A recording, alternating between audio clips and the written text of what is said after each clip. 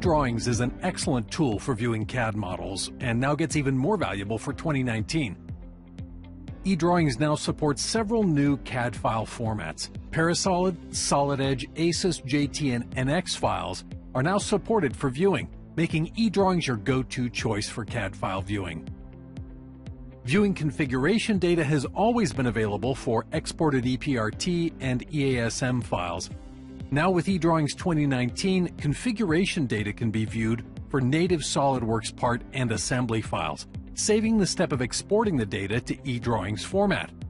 Sharing CAD data from eDrawings is a great way to collaborate, and with the new Web HTML output, eDrawings models can be shared in a new format that opens in any browser without the need for extensions or installation. Familiar tools are available, such as access to the component tree, and configurations that exist in the model can be displayed. A handy explode tool is available to see parts contained in an assembly. And sectioning allows better visualization of internal components. All of the eDrawings viewing tools are available, such as view animation, standard views, and model display. Ambient occlusion can be turned on as well for added realism when viewing models.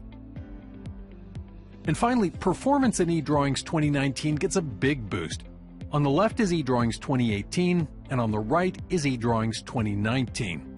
As we rotate the observatory assembly in eDrawings 2018, you can notice there is a bit of delay before the assembly catches up to the mouse, and you'll notice that some of the smaller details in the lower floors get removed.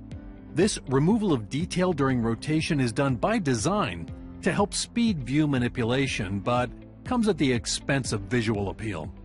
In eDrawings 2019, when rotating the same assembly, you can see that there is no noticeable delay, and the smaller details on the lower floors remain.